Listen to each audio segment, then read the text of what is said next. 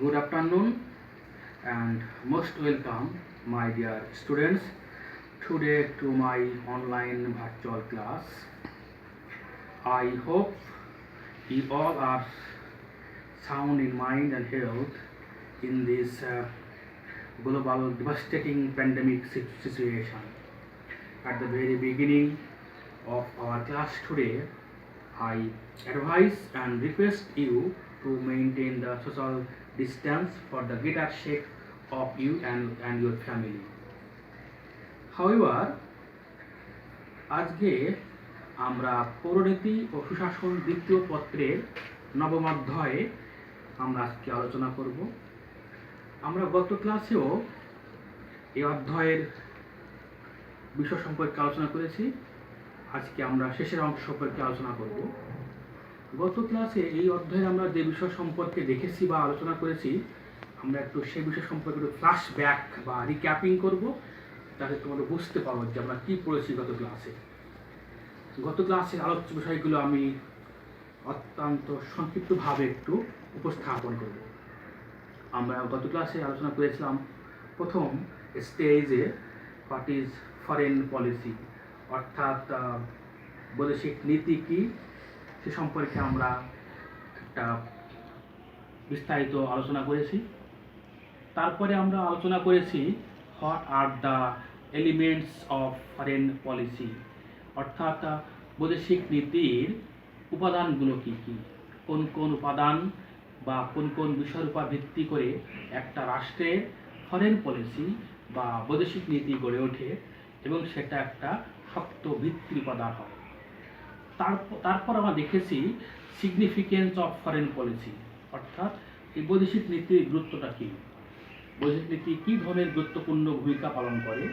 আমরা জানি বর্তমান গ্লোবাল ওয়ার্ল্ডে ফরেন পলিসির সিগনিফিকেন্স বা গুরুত্বটা অনেক বেশি।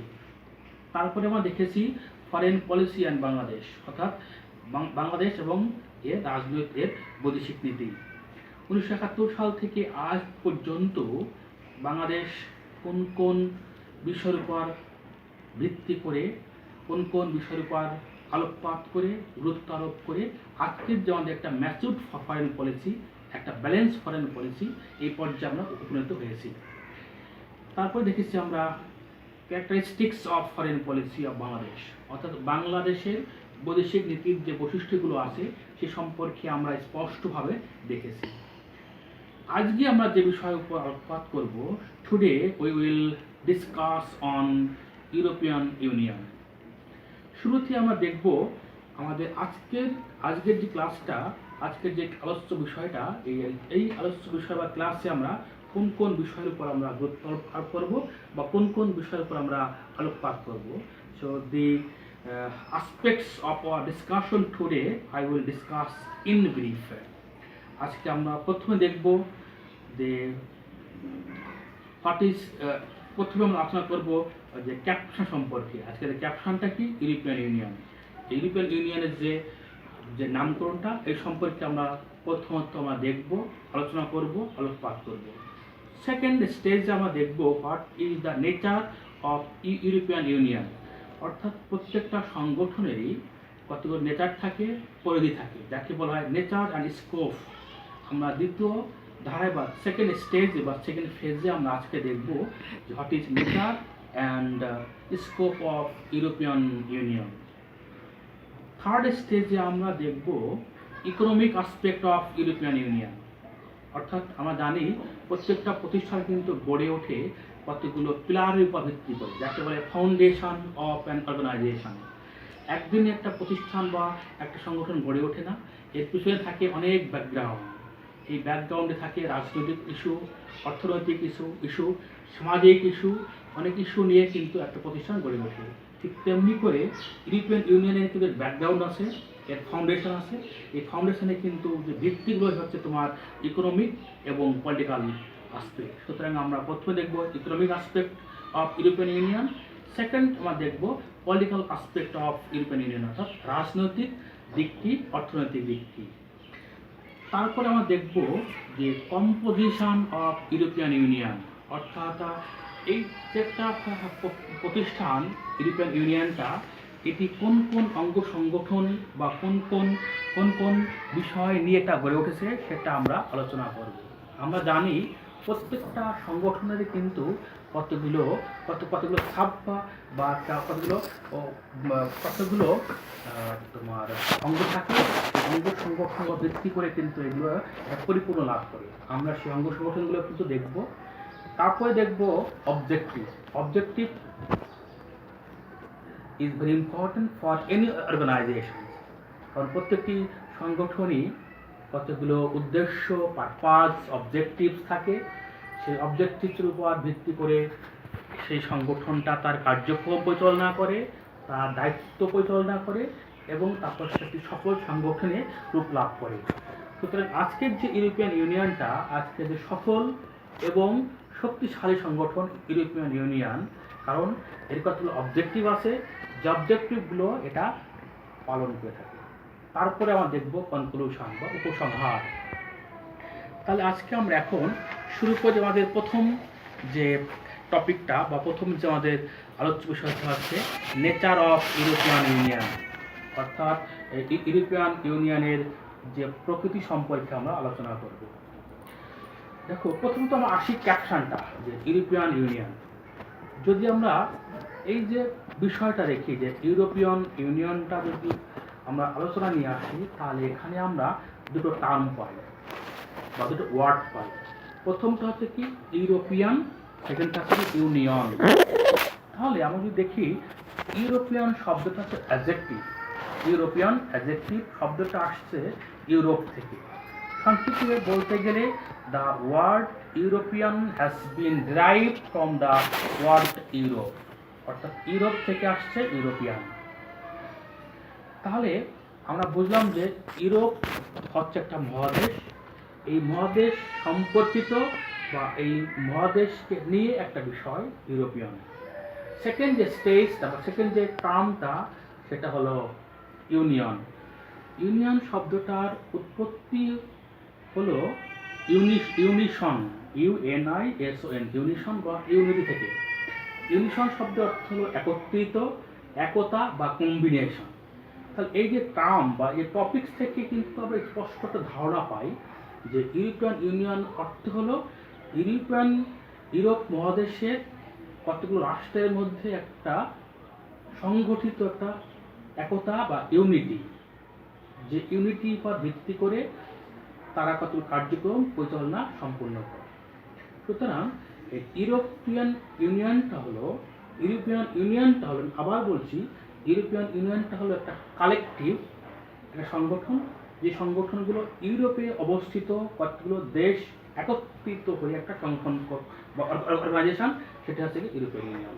তাহলে আমরা এই যে নাম থেকে, ক্যাপশন থেকে আমাদের একটা স্পষ্ট ধারণা হলো যে European Union is a collective platform of the countries that are in Europe, অর্থাৎ ইউরোপের কতগুলো রাষ্ট্র একত্রে মিলিত হয়ে একটা প্ল্যাটফর্ম বা অর্গানাইজেশন, যেখানে ইউরোপের দেশগুলো একত্রিত বা কালেকটিভলি একত্রিত হয়েছে, ওটা হচ্ছে কি ইউরোপিয়ান ইউনিয়ন।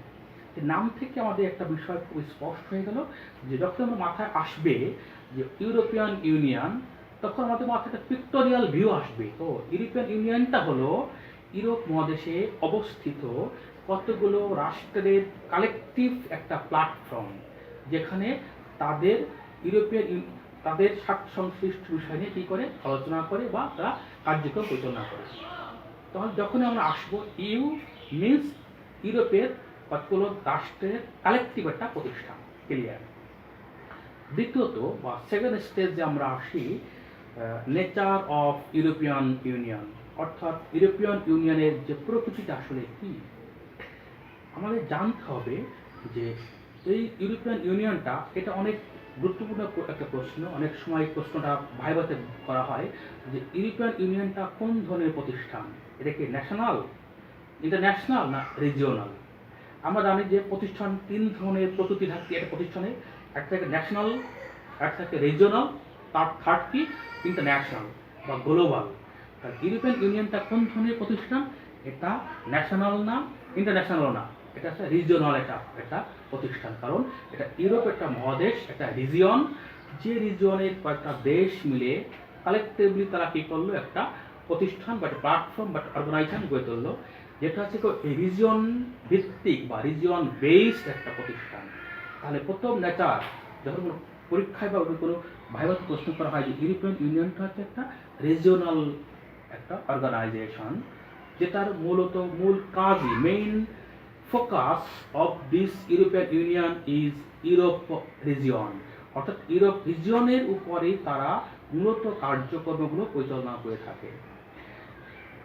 এবার আমরা দেখব যে এটা কি ধরনের প্রতিষ্ঠান, এটা কি বাণিজ্যিক প্রতিষ্ঠান নাকি অর্থনৈতিক প্রতিষ্ঠান না কি ধরনের প্রতিষ্ঠান।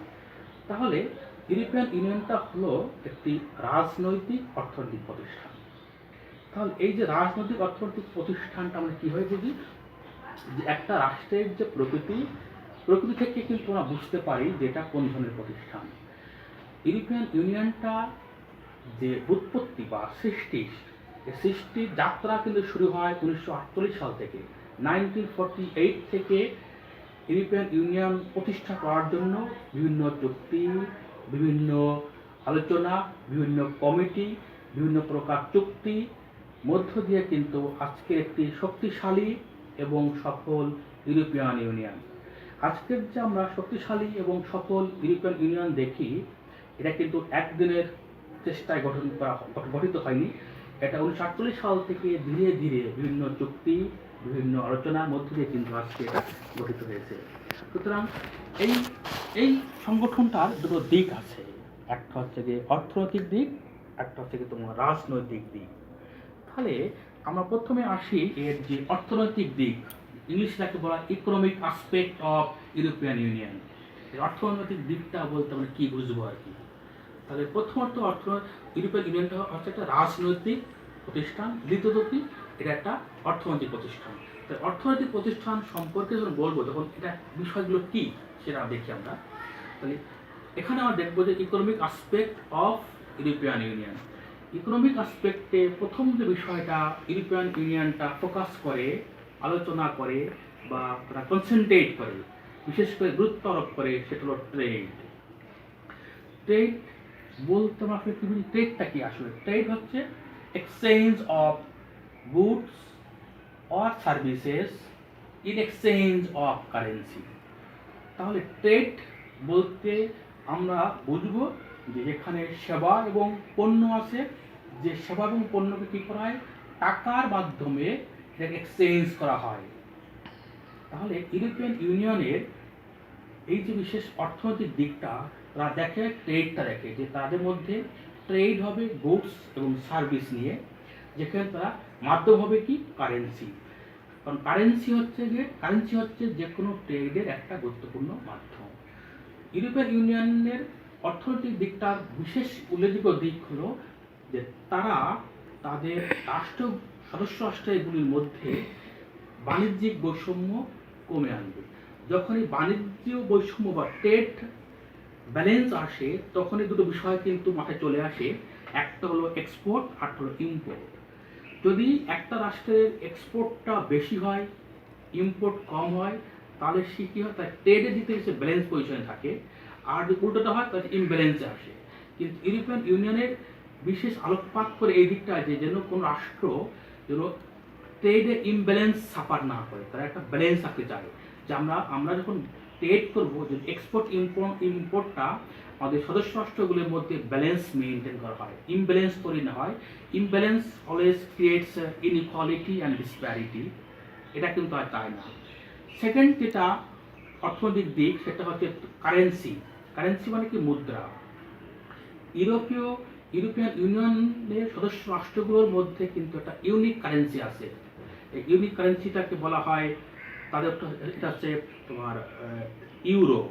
Euro is the common and unique currency among the member states of European Union. They always use this currency as their own state currency. সুতরাং এই যে ইউনিক বা common currency among the member states, it is an important feature of economic aspect of European Union.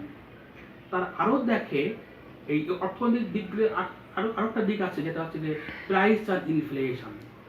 তারা এই বা সদস্য রাষ্ট্রগুলো চেষ্টা করে যাতে এই সদস্য রাষ্ট্রগুলোর মধ্যে কোনো প্রকার প্রাইস ও ইনফ্লেশনটার মধ্যে তারতম্য সৃষ্টি না হয়। অলওয়েজ এই ইউরোপিয়ান ইউনিয়নটা চেষ্টা করে যে এই প্রাইস এবং ইনফ্লেশনের মধ্যে একটা ব্যালেন্স রাখতে। নেক্সট হলো মানি সাপ্লাই। এই মানি সাপ্লাইটা হচ্ছে ইম্পর্টেন্ট ফ্যাক্টর। মানি সাপ্লাই কী করে? মানি সাপ্লাইটা হেল্প করে আনএমপ্লয়মেন্টটাকে রিডিউস করার জন্য, প্রোডাকশনটাকে বাড়ানোর জন্য, যাকে বলে অ্যাগ্রিগেট মানি সাপ্লাই। সুতরাং ইউরোপিয়ান ইউনিয়নের অর্থনৈতিক দিকের একটি বিষয় হচ্ছে এই মানি সাপ্লাই। মানি সাপ্লাইটা নিয়ন্ত্রণ করে। এটা হলো economic aspect of European union. এখন আমরা দেখব political aspect of European union. প্রথমে আমরা আসি, পলিটিক্যাল শব্দটা আসছে পলিটিক্স থেকে। আর প্রত্যেক মানুষই কিন্তু রাজনৈতিক ভাবে, every human is the political human, রাজনৈতিক প্রাণী বা জীব। এখন রাজনৈতিক আসপেক্টে কোন কোন বিষয়ের উপরে ইউরোপিয়ান ইউনিয়ন দেখে আমরা সেটা আলোচনা করব। রাজনৈতিক বিষয়ে বা রাজনৈতিক আসপেক্টের প্রথম যে বিষয়টা আসে সেটা হচ্ছে ওপেন বর্ডার সিস্টেম। ইউরোপিয়ান ইউনিয়নের সদস্য রাষ্ট্রগুলির মধ্যে কোনো প্রকার বর্ডার থাকলেও সেই বর্ডারগুলো কেবল ওপেন বর্ডার সিস্টেম, অর্থাৎ কোনো প্রকার ভিসা বা পাসপোর্ট ছাড়া কিন্তু এই সদস্য রাষ্ট্রের জনগণ এক দেশ থেকে আর দেশে অবাধে যেতে পারে, যাকে বলে ওপেন বর্ডার সিস্টেম। এটা একটা political important feature of political aspect of European union. তা এটা দেখি। সেকেন্ডটা হলো পলিটিক্যাল স্টাবিলিটি। ইউরোপিয়ান ইউনিয়ন যে সংস্থা, এর চেষ্টা করে তাদের রাষ্ট্রগুলির মধ্যে একটা রাজনৈতিক স্থিতিশীলতা বজায় রাখতে, যেন কোনো প্রকার তাদের সদস্য রাষ্ট্রগুলির মধ্যে রাজনৈতিক যেন কোনো প্রকার টার্মোয়েল বা ক্যাওস সৃষ্টি না হয়, এই জন্য চেষ্টা করে। থার্ড যে পলিটিক্যাল আসপেক্টটা বা দিকটা বিষয়টা, সেটা হচ্ছে তোমার সেন্ট্রাল পার্লামেন্ট। এটা ব্রাজিলের রাজধানী ব্রাসেলসে অবস্থিত central parliament of the European union. এই সেন্ট্রাল পার্লামেন্ট বা কেন্দ্রীয় যে সংসদটা, এর কাজ হলো যে রাজনৈতিক বিষয়ে বা বিভিন্ন প্রকার পলিসি সম্পর্কে, রুলস সম্পর্কে, রেগুলেশন সম্পর্কে কী করে আলোচনা করে, সিদ্ধান্ত গ্রহণ করে। এই central parliament of European union that is situated in Brussels, Belgium. এগুলো তো দেখলাম আমরা রাজনৈতিক এবং অর্থনৈতিক যে দিকসমূহ। এখন আমরা আলোকপাত করব কম্পোজিশন অফ ইউরোপিয়ান ইউনিয়ন, অর্থাৎ কোন কোন সংস্থার সমন্বয়ে ইউরোপিয়ান ইউনিয়নটা গঠিত হয়ে আসছে, গঠিত। কারণ একটা সংস্থা তার উদ্দেশ্য বাস্তবায়ন করার জন্য তাকে বিভিন্ন ধরনের পলিসি গ্রহণ করতে হয়, বিভিন্ন ধরনের কার্যকর পদক্ষেপ বাস্তবায়ন করতে হয়। এই কি হলো?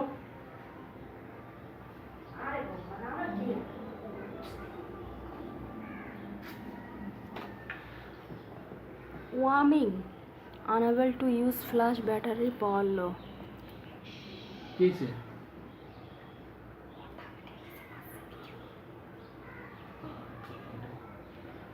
তাহলে আমরা এখন দেখব যে কম্পোজিশন অফ ইউরোপিয়ান ইউনিয়ন, অর্থাৎ কোন কোন সংস্থার সমন্বয়ে ইউরোপিয়ান ইউনিয়নটা গঠিত।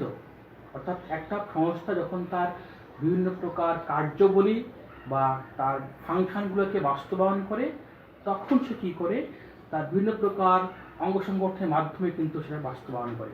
আর বিভিন্ন প্রকার অঙ্গ সংগঠনের বাস্তবায়নের মধ্য দিয়ে একটা প্রতিষ্ঠান তার প্রাইম অবজেক্ট বা মূল লক্ষ্যগুলোকে সে বাস্তবায়ন করে। অর্থাৎ কোন কোন সংগঠনের মধ্য দিয়ে ইউরোপিয়ান ইউনিয়ন তার কার্যাবলী সম্পন্ন করে, সেটা আমরা আলোচনা করব। এখানে প্রথমত যেটা আসছে সেটা হচ্ছে, প্রথম যে তার সংগঠনটা সেটা হচ্ছে যে দি কাউন্সিল অফ ইউরোপিয়ান ইউনিয়ন, অর্থাৎ ইউরোপিয়ান কাউন্সিল। ইউরোপিয়ান কাউন্সিলকে বলা হয় most powerful council of European union. একে আবার বলা হয় যে কাউন্সিল অফ মিনিস্টার্স, অর্থাৎ এই কাউন্সিলটা সদস্য রাষ্ট্রের মন্ত্রীদের সমন্বয়ে কিন্তু এটা গঠিত। এটা অত্যন্ত ইফেক্টিভ একটা কাউন্সিল, যাকে বলা হয় যে অত্যন্ত powerful council of European union. এবং প্রত্যেকটা সদস্য রাষ্ট্রের যে সদস্যগুলো এখানে আসে, তারা সাধারণত 4 বছরের জন্য তারা এখানে নির্বাচিত হয়। এবং একটা বছরে একটা ইয়ারে এই কাউন্সিলটার অধিবেশনটা বসে 4 বার, অর্থাৎ 4 times in a year the council sit for the discussion। এবং এটা অত্যন্ত কার্যকরী একটা কাউন্সিল। দ্বিতীয়টা যেটা, সেটাকে বলে ইউরোপিয়ান পার্লামেন্ট। ইউরোপিয়ান পার্লামেন্ট অত্যন্ত শক্তিশালী এবং অত্যন্ত কার্যকরী একটা সংস্থা ইউরোপিয়ান ইউনিয়নের। এই ইউরোপিয়ান পার্লামেন্টের মোট সদস্য সংখ্যা 766টি। ইউরোপিয়ান পার্লামেন্টের কাজ হলো গুরুত্বপূর্ণ অনেক নীতি প্রণয়ন করা, অনেকগুলো সিদ্ধান্ত গ্রহণ করা, যেগুলো রাজনৈতিক সিদ্ধান্ত, অর্থনৈতিক সিদ্ধান্ত, সামাজিক সিদ্ধান্তগুলো এই ইউরোপিয়ান পার্লামেন্টে আলোচনার মাধ্যমে কী হয়, গৃহীত হয়। এবং যে পলিসিগুলো বা যে নীতিগুলো এখানে গ্রহণ করা হয়, সেগুলোকে কিন্তু সদস্য রাষ্ট্রগুলো বাস্তবায়ন করে। এবং এখানে যখন কোনো নীতি গ্রহণ করা হয় বা তাকে বাস্তবায়ন করার জন্য যখন এখানে আলোচনা করা হয়, তখন প্রত্যেকটা রাষ্ট্রের সদস্যরা কিন্তু এটা আলোচনা করে, ডিসকাশন করে, ডিবেট করে, তারপর সেটাকে তারা বাস্তবায়ন করে। এটা হলো ইউরোপিয়ান পার্লামেন্ট। তারপর আসলো European court of justice. European court of justice এটা এই সংগঠনটা হলো ইউরোপিয়ান পার্লামেন্টের আইন ও বিচার বিষয়ক সর্বোচ্চ একটা পরিষদ। একে বলা হয় যে the apex body regarding law and justice.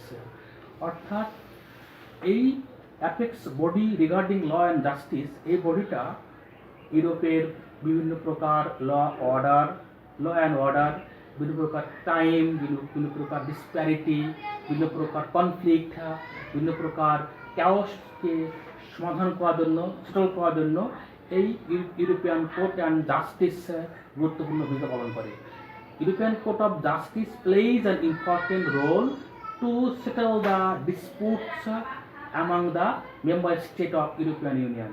যদি ইউরোপিয়ান ইউনিয়ন সদস্য রাষ্ট্রগুলোর মধ্যে কোনো প্রকার কনফ্লিক্ট বা কোনো প্রকার সমস্যা দেখা যায়, তখন ইউরোপিয়ান কোর্ট অফ জাস্টিস কী করে, তার সমাধান করার জন্য কার্যকরী ভূমিকা পালন করে।